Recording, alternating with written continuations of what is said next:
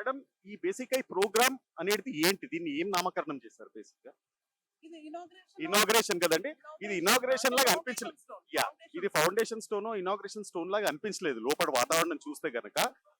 ఇది ఒక యుద్ధ వాతావరణం లాగా అనిపించింది. ఎందుకంటే బీఆర్ఎస్ బీజేపీ కార్యకర్తలు ఏదో బీజేపీ వాళ్ళు అంటే ఇది బిఆర్ఎస్ వాళ్ళు క్లెయిమ్ చేస్తున్నారు కదా, that is very wrong. This is 100% funded by central government.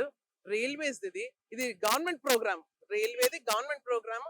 అది కూడా వైష్ణవ్ గారు ఈటల రాజేందర్ గారికి పర్మిషన్ ఇచ్చారు, మీరే ఇనాగ్రేట్ చేయండి అని. లేకపోతే వైష్ణవ్ గారు వచ్చి ఇక్కడ ఇనాగ్రేట్ చేయాలి, కానీ టైం లేదు, మాకు ఇంత ఇబ్బందులు పడుతున్నామని రాజేందర్ గారు అంటే, ఈటల రాజేందర్ గారు, ఆయన గురించి మీరే ఇనాగ్రేట్ చేయండి అని చెప్పిన ప్రోగ్రామ్.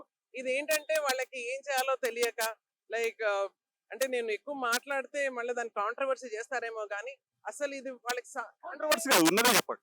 ఉన్నదే చెప్తున్నాను. లైక్ వాళ్ళు క్లెయిమ్ చేయడం మేమే చేసాము, మా ఎమ్మెల్యే గారు ఇది చేశారు, వచ్చేసి ఓకే ఆయన రిప్రజెంటేషన్స్ ఇవ్వచ్చు, కానీ but sanction is from central government. అది పబ్లిక్ అందరికీ తెలుసు, ఈటల రాజేందర్ గారి వల్లనే సాధ్యమైంది అని చెప్పి.